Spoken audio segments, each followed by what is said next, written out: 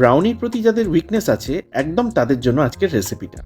তার উপর Christmas, new year এগুলোর কাউন্টডাউন তো অলরেডি চালু হয়ে গেছে, তাই এই সময়টাই একদম পারফেক্ট কেক বা ব্রাউনি এগুলো বানানোর জন্য। যদিও ব্রাউনির প্রতি দুর্বলতা আমার সারা বছরই, আর মোটামুটি যে কোনো সময়। আমার সঙ্গে কারা কারা একমত অবশ্যই কমেন্ট করে জানান। আজকের রেসিপি তো বুঝেই গেছেন। So welcome back to cook with Bong, আর আমি সৌরভ। চলুন আজকে তাহলে দেখে নিন একদম পারফেক্ট ব্রাউনি কিভাবে বাড়িতেই সহজে বানিয়ে নেবেন। প্রথমেই চকলেটটা আমাদের গলিয়ে নিতে হবে। একটা ডিপ সসপ্যানে বেশ কিছুটা জল নিয়ে মিডিয়াম ফ্লেমে জলটাকে আমাদের ফুটতে দিতে হবে। জলটা ফুটতে শুরু করলে ফ্লেমটাকে লোতে করে দিয়ে তার উপরে একটা মোটা হিট রেজিস্ট্যান্ট কাঁচের পাত্র আমি রাখছি। এরপর আমি এই পাত্রে নিয়ে নেব চপ করা 150 গ্রাম ডার্ক চকলেট। এই ডার্ক চকলেটটা কিন্তু হালকা মিষ্টি আমি নিয়েছি। এইরকম সেমি সুইটেন ডার্ক চকলেটের বার যে কোনো নর্মাল চকলেটের ভ্যারাইটি রাখে এরকম দোকানে পেয়েই যাবেন। একটাই কথা, একটু ভালো ব্র্যান্ডের চকলেট ইউজ করার চেষ্টা করবেন এই রেসিপিটা। আচ্ছা, এরপর এর মধ্যে দিয়ে দিচ্ছি 90 গ্রাম মতো গলানো বাটার। ফ্লেমটা এই সময় একদম লোতে করে দেবেন, আর আস্তে আস্তে স্প্যাচুলা দিয়ে বাটার আর চকলেটটা মেশাতে থাকতে হবে। দেখবেন পুরো চকলেটটা মিশে বেশ সিল্কি স্মুথ একটা টেক্সচার হয়ে যাবে। এই সময় আমাদের এটাকে সরিয়ে নিতে হবে আর নর্মাল রুম টেম্পারেচারে ঠান্ডা করে নিতে হবে। এবার আলাদা একটা বেশ বড় বোল আমি নিয়ে নিচ্ছি 3/4 কাপ নর্মাল সুগার বা চিনি, আর নিয়ে নিচ্ছি 1/4 কাপ ব্রাউন সুগার। এটা আপনারা একটু বড় কোনো স্টোরে যেখানে বেকিং রিলেটেড জিনিসপত্র রাখে সেখানে অথবা অনলাইনে খুব সহজেই পেয়ে যাবে। আচ্ছা, এবার আমাদের একটা একটা করে টোটাল 3টে ডিম মেশাতে হবে। প্রথমে একটা ডিম দিলাম, আর দেখুন আমি ঠিক যেভাবে একটা হুইস্কারের সাহায্যে মেশাচ্ছি সেইভাবে মেশাবেন। দেখবেন রংটা চেঞ্জ হয়ে এরকম সাদা মতো হয়ে আসবে, আর চিনিটাও গুলে মিশতে শুরু করবে। পরপর একইভাবে আরো 2টো ডিম আমি মিশিয়ে নেব, আর ততক্ষণ আমাদের ফেটাতে হবে যতক্ষণ না একদম ক্রিমের মতো একটা কনসিস্টেন্সি চলে আসছে।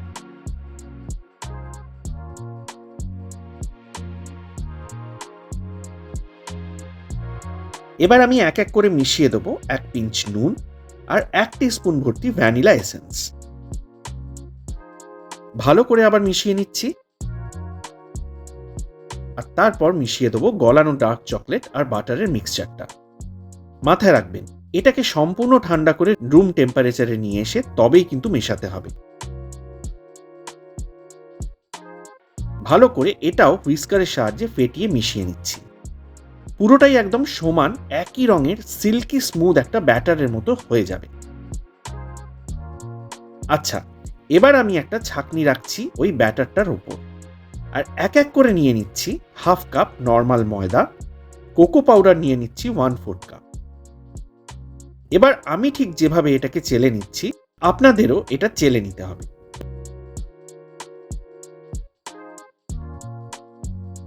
এবার একটা স্প্যাচুলার সাহায্যে ঠিক আমি যেভাবে মেশাচ্ছি ঠিক এইভাবে ততক্ষণ মেশাতে হবে যতক্ষণ না ভালোভাবে সবটা কম্বাইন্ড হয়ে যাচ্ছে।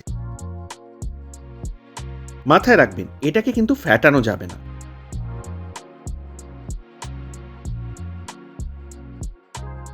আচ্ছা, এবার আমি একটা স্কোয়ার শেপের বেকিং ট্রে নিয়ে নিয়েছি। এবার গলানো মাখন দিয়ে আমাদের এটাকে গ্রিস করে নিতে হবে। বেকিং পেপার লাগিয়ে নিতে হবে, এতে বেকিং এর পর ব্রাউনিটা তুলতে আমাদের সুবিধা হবে। ওপর থেকেও হালকা করে বাটার ব্রাশ করে দিচ্ছি, এতে ট্রের সারফেসে পেপারটা ভালোভাবে সেটে যাবে। এরপর পুরো মিক্সচারটা ট্রেতে ঢেলে নিতে হবে, আর দেখুন আমি ঠিক যেভাবে ট্যাপ করছি এইভাবে ট্যাপ করে নেবেন, এতে ওপরের সারফেসটা একদম সমান হয়ে যাবে। ব্যাস, আমাদের কিন্তু মিক্সচারটা বেকিং এর জন্য একদম রেডি। এবার ওভেনটা 15 মিনিট ধরে আমাদের প্রিহিট করে নিতে হবে, আর তারপর 180 ডিগ্রি সেন্টিগ্রেডে এটাকে বেক করতে হবে এই 30 থেকে 35 মিনিটের জন্য। 30 থেকে 35 মিনিট পর আমাদের ব্রাউনি কিন্তু একদম রেডি। দেখতেই পাচ্ছেন সারফেসের টেক্সচারটা কিন্তু একদম পারফেক্ট হয়েছে। তাহলে ঘরে বসে এনজয় করুন একদম নিজের হাতে বানানো পারফেক্ট ব্রাউনি। সামান্য ঠান্ডা করে নিয়ে চৌকো চৌকো শেপে আমি কেটে নিচ্ছি। যাদের বেকিংয়ে একটু ইন্টারেস্ট আছে তারা অবশ্যই একবার ট্রাই করুন এইভাবে। যাই হোক, রেসিপিটা ভালো লাগলে একটা লাইকের রিকোয়েস্ট কিন্তু রইলই। আর নতুন যারা আছেন অবশ্যই চ্যানেলটা সাবস্ক্রাইব করে নেবেন আর বেল আইকনের অলটা প্রেস করে দেবেন। নেক্সট আবার আসছি কোনো একটা দারুণ রেসিপি নিয়ে।